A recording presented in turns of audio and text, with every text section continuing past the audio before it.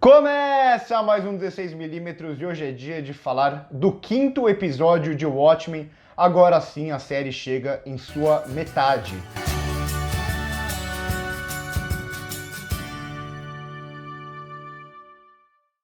Bom, só antes de começar a falar sobre o episódio, eu quero aqui recomendar, porque eu comecei a fazer também esse tipo de review por episódio de The Mandalorian, série de Star Wars lá do Disney Plus, que eu tô gostando bastante e cada review vai sair aos sábados, porque os episódios lá lançam às sextas-feiras. E também passa aqui embaixo no primeiro comentário para ver as nossas outras redes sociais. A gente produz críticas pro Instagram também, a gente produz conteúdo interativo no Stories, passa lá que vale conferir. Bom, e quem já tá acompanhando os vídeos aqui de Watchmen desde o começo, eu falei na última semana que eu queria ver mais desse personagem espelhado e tal, e aqui a gente tem muito disso, e também eu venho falando já há um tempo, algo que parecia que estava meio óbvio, que o Kin tinha alguma relação com a cavalaria, e isso também fica claro aqui. Ele é basicamente um episódio, acima de tudo, sobre esse personagem chamado Wade, e começa, como eu já tinha falado também,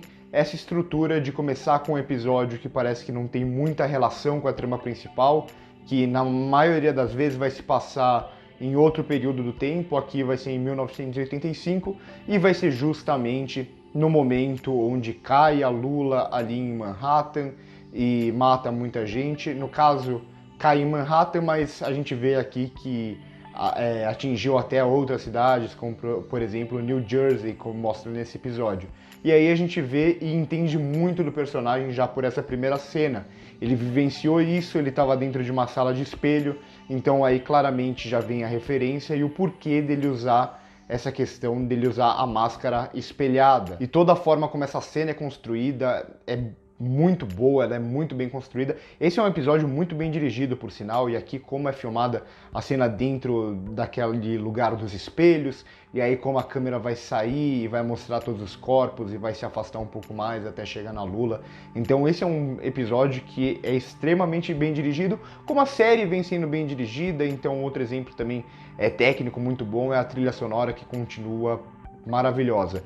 E aí a gente vê que depois disso, até 30 anos depois, Nova York ainda não é habitado, as pessoas têm medo de ir para Manhattan, e aí a gente vai ver também o Wade trabalhando ali com aquela questão dos comerciais e para falar a verdade para as pessoas, identificar a reação das pessoas e descobrir se elas estão falando a verdade ou não, o que vai traçar um paralelo com o que ele vai fazer na polícia, que ele é justamente o cara ali que vai interrogar, e ele é muito bom em conhecer as pessoas e ver se elas estão falando a verdade ou não. E tudo isso pode parecer meio sem sentido, mas é justamente uma das coisas que eu venho falando também há algum tempo, que o Watchmen traz muito essa questão de se mudasse um evento da história, como poderia alterar todo o universo, todo aquele mundo. E aqui a gente vê muito bem isso, tanto nessa questão de Manhattan, por exemplo. A gente vai ter mais pra frente algo que eu achei simplesmente sensacional, que é quando a personagem ali que tá tendo mais ou menos um date ali com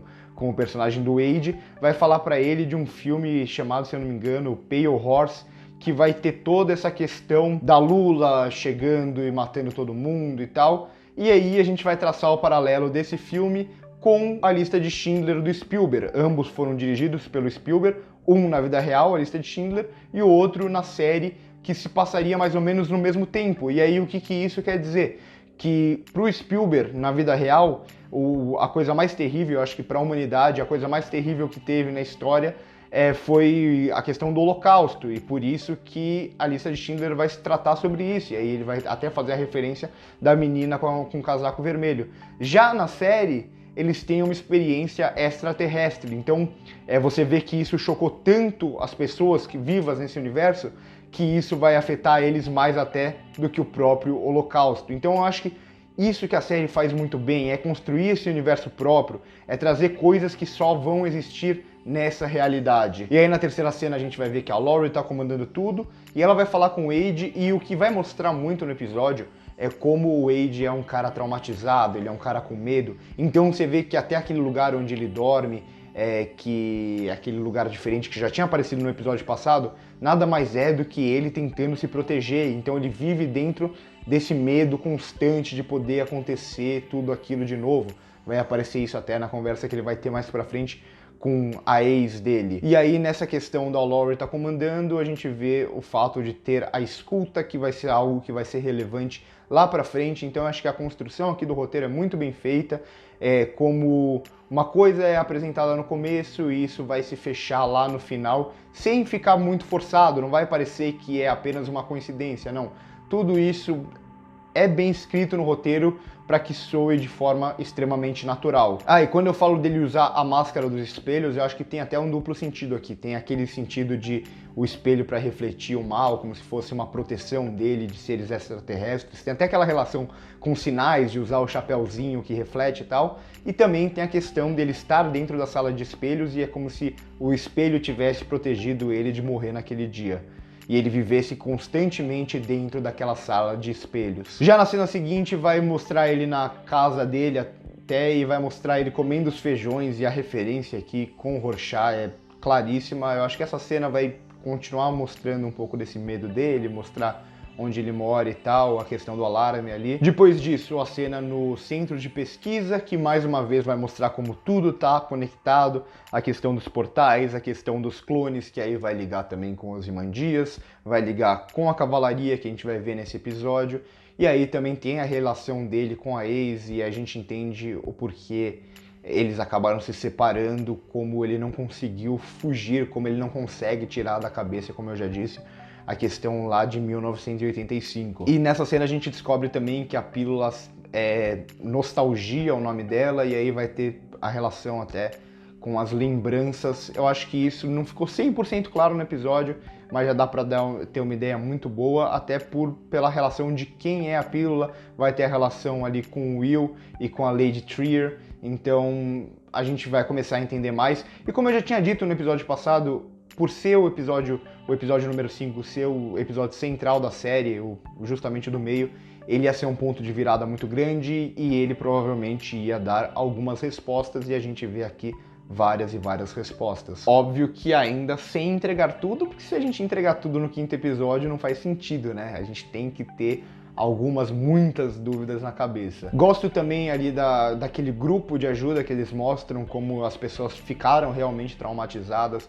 Então, assim, é tudo de alguma forma girando em torno da questão de 1985 e não poderia ser diferente. Aquilo foi basicamente o que, diretamente até, salvou o mundo de uma guerra mundial que poderia, de uma guerra nuclear que poderia acabar com o mundo. Então, uma experiência extraterrestre não poderia ser diferente. A gente vai ver que, na verdade, foi meio forjado isso, e eu gostei de até explorarem isso, dar uma resposta para isso.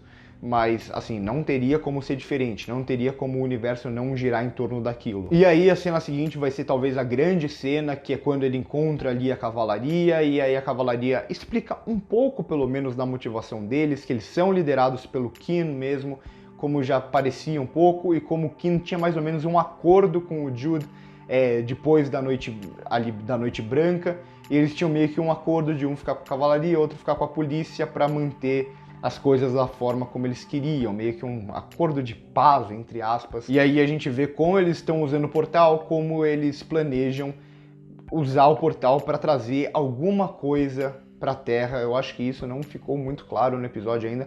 Me corrijam se vocês sabem do que eles estão falando, ou ali o personagem do Wade até fala de trazer uma nova Lula, e o Kin brinca, eu achei legal isso, brinca, fala: não, vamos ser mais original, porque isso daí já fizeram. E aí tem o vídeo mostrando que o Veidt, o Ozymandias, estava por trás de tudo, até da questão da eleição do Robert Redford. Então, eu acho que isso é espetacular, porque diz muito a respeito do personagem do Ozymandias. Para quem leu Watchmen sabe que ele é o cara mais inteligente do mundo, e ele simplesmente planeja tudo. É como se ele soubesse como a humanidade vai caminhar, e isso é algo quase que sobrenatural, algo que tá na HQ também. Depois disso a gente tem a cena dele conseguindo escapar e depois voltando de novo pro lugar dele, o Ozymandias, e meio que comprova ali que ele tá fora da Terra mesmo, tá talvez em outro planeta, que é algo que é uma teoria que já estava forte demais e já tudo indicava que ia acontecer isso mesmo. E assim, outra cena muito bem filmada, quando ele consegue fugir ali do lugar por meio da catapulta e ele vê todos aqueles corpos e aí ele usa os corpos para mostrar que ele se salvou e tal. Muito bem filmada, muito bem fotografada. É um episódio muito bom esteticamente também, como eu já disse no começo. Em seguida, a gente vai ter o Wade meio que ferrando ali com a Angela, porque a cavalaria quer tirar a Angela do caminho, como se ela fosse o grande empecilho deles. E acho que assim, começa a ficar cada vez mais interessante a série.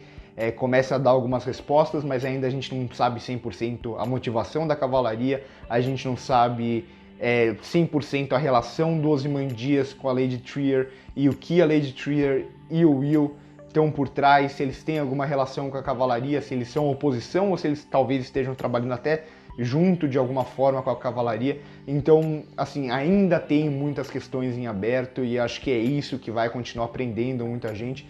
Eles estão sabendo dosar, entregam algumas respostas aqui, mas ainda tem muita coisa em aberto.